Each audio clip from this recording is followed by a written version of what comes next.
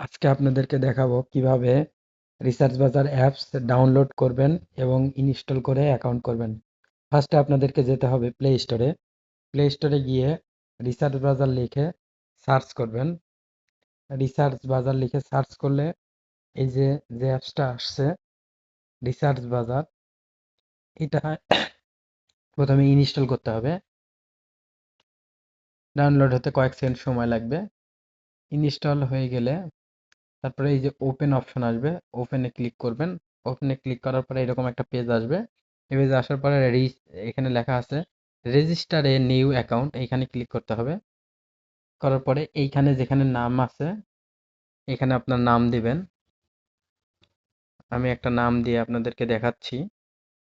এরপরে আপনাদেরকে mobile number দিতে হবে।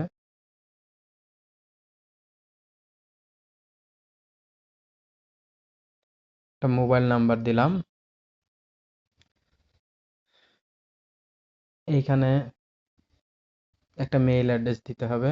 মেইল অ্যাড্রেস দেওয়ার পরে এখানে ন্যাশনাল আইডি কার্ডের নাম্বার দিতে হবে।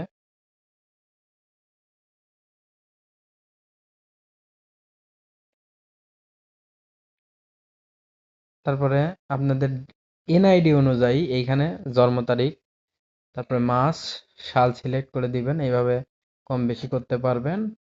দেওয়ার পরে ওকেতে ক্লিক করবেন। তারপরে পাসওয়ার্ডে একটা 6 ডিজিটের পাসওয়ার্ড দিবেন এবং পাসওয়ার্ডটা দিবেন চেষ্টা করবেন যেন আপনার মনে থাকে, এরকম একটা পাসওয়ার্ড দিবেন।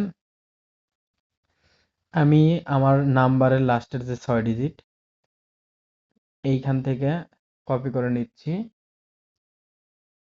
আমি এইটাই পাসওয়ার্ড হিসেবে ব্যবহার করব।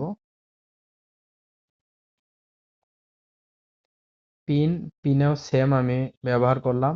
তারপর ডিভিশন আমি দিলাম রাজশাহী, যার যেটা ডিভিশন সেটা দিবেন। তারপর ডিস্ট্রিক্ট আসবে, ডিস্ট্রিক্ট দিবেন। তারপরে উপজেলা, যার যে উপজেলা দিবেন। ভিলেজ এবং এরিয়ার ঘরে আপনার ভিলেজের নাম এইখানে আমি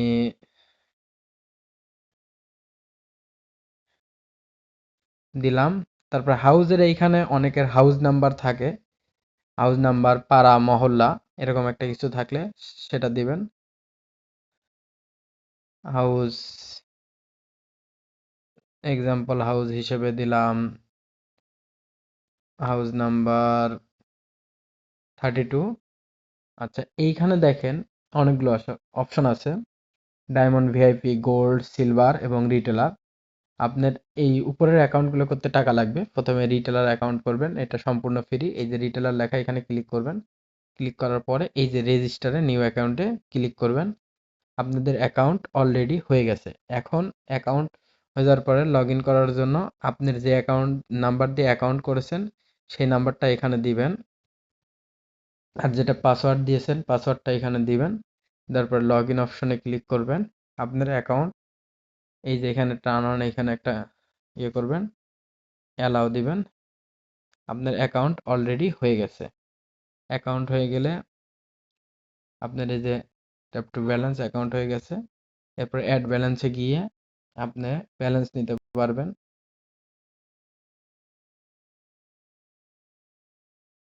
এইখানে বিকাশ, রকেট, নগদ বিভিন্ন মাধ্যম আছে, এগুলোর মাধ্যমে আপনারা ব্যালেন্স অ্যাড করে নিতে পারবেন।